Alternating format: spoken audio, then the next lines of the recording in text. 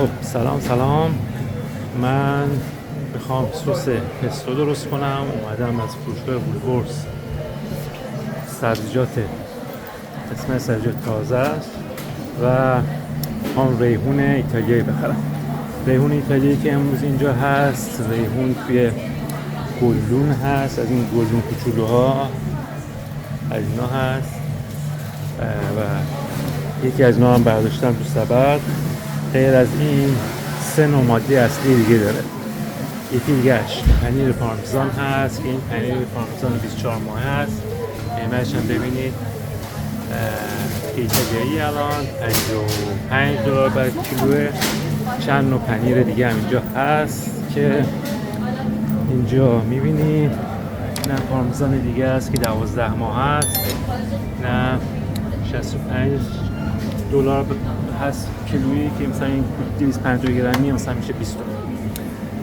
این دومیش شد.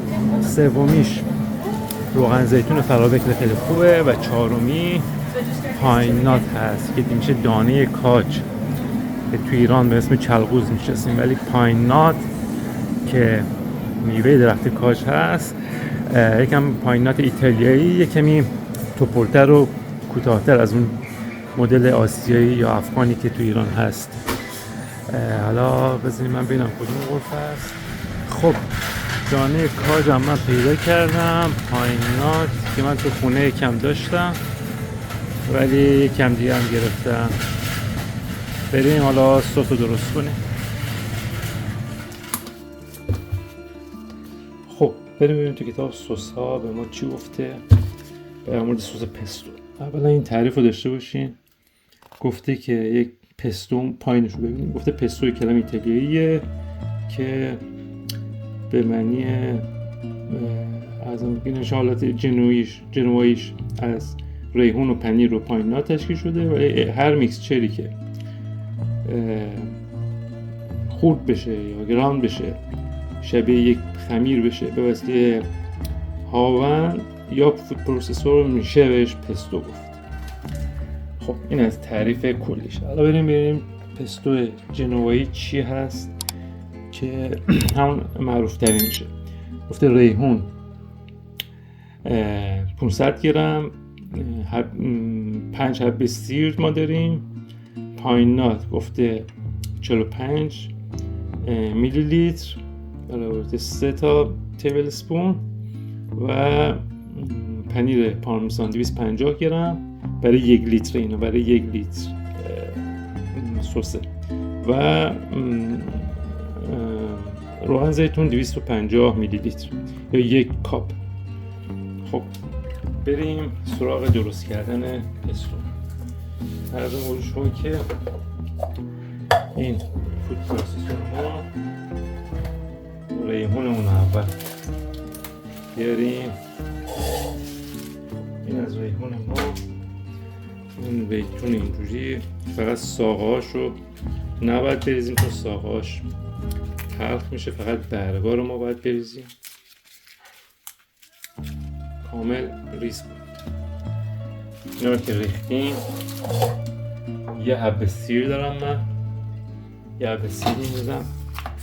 پنیر پارمزان دارم، یکم من بیشتر میریزم چون دوست دارم طعمشو.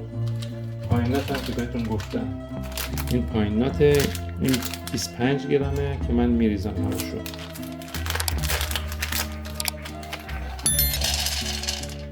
پاین نات من بذار بدم ترازو بذارم من.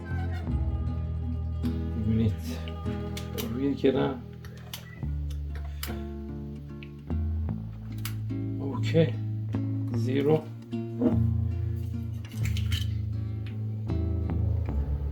روغن زیتون خوبی بریزین، اکسترا ویرجینه و طعم قوی داره. اگه توی استرالیا هستین این مارک خوبی.